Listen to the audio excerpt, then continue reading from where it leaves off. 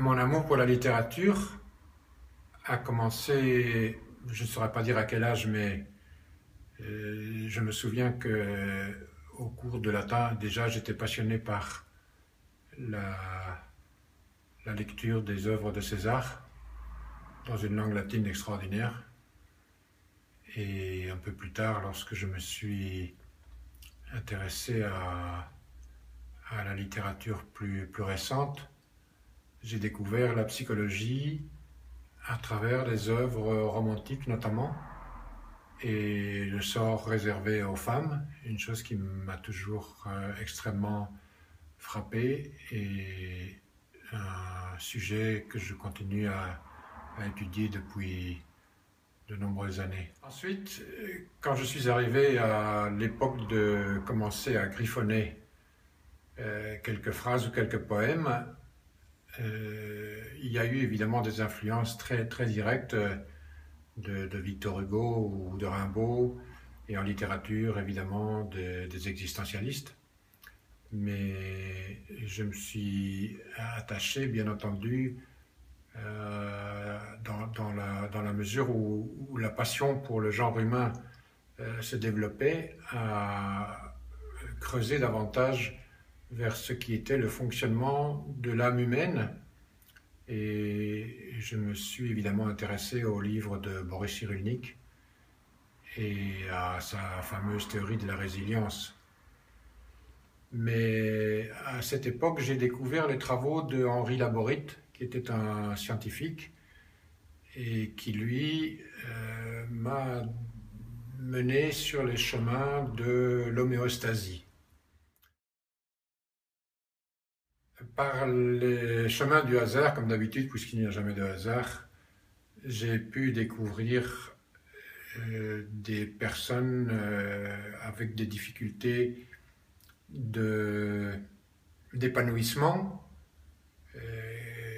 des difficultés importantes comment vais-je dire, qui ont créé chez eux des dysfonctionnements relationnels.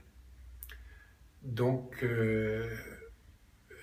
je me suis toujours resté avec cette phrase ou ce mot qui m'a toujours interloqué à propos des rebelles sans cause, dont on avait beaucoup parlé à cause de cet acteur décédé très prématurément, Dean, je ne sais plus comment c'est, James Dean. Et j'ai un peu rattaché les deux concepts parce que je me suis rendu compte que beaucoup d'hommes étaient vraiment bloqués au niveau relationnel et n'arrivaient pas à sortir de ces traumatismes, ou en tout cas de ces obstacles psychiques profonds. J'ai donc créé, et c'est le sous-titre de l'ensemble de mes livres, ce que j'appelle les rebelles homéostasiques. Chacun de mes écrits sont donc des analyses, ou en tout cas une description très humaine à travers des épisodes qui sont chaque fois différents et qui peuvent s'attaquer à des personnages aussi tout à fait, n'ayant rien à voir entre eux, si ce n'est effectivement cette volonté de s'intégrer à leur univers dans une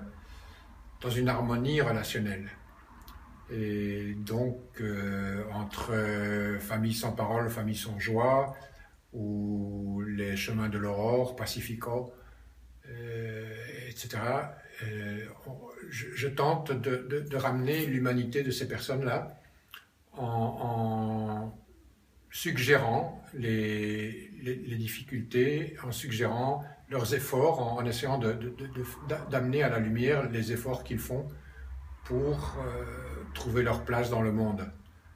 Et bien entendu, souvent, ils sont retenus, ce sont effectivement ces rebelles sans cause qui sont retenus par des blocages internes, par des murs dont souvent ils n'ont même pas idée eux-mêmes.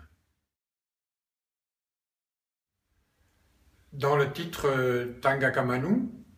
je vais un petit peu plus loin par rapport à ces idées. Tangaka Manu, c'est le symbole de l'homme-oiseau qui a été conçu par les habitants de l'île de Pâques, puisque eux-mêmes, en abattant progressivement toute la végétation de leur île, se sont condamnés eux-mêmes à une sorte d'enfer. Et donc ils ont créé cet homme-oiseau, Tangaka Manu, qui pouvait permettre à ses habitants d'échapper à l'endroit où ils étaient nés, où ils avaient grandi, et qui finalement les asphyxiait. Là, ce sont principalement des poèmes qui m'ont permis à moi-même de faire le point sur chaque étape de mon existence,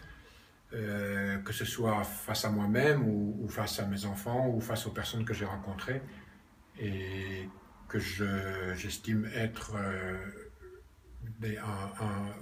mes propres chemins de l'aurore, quoi.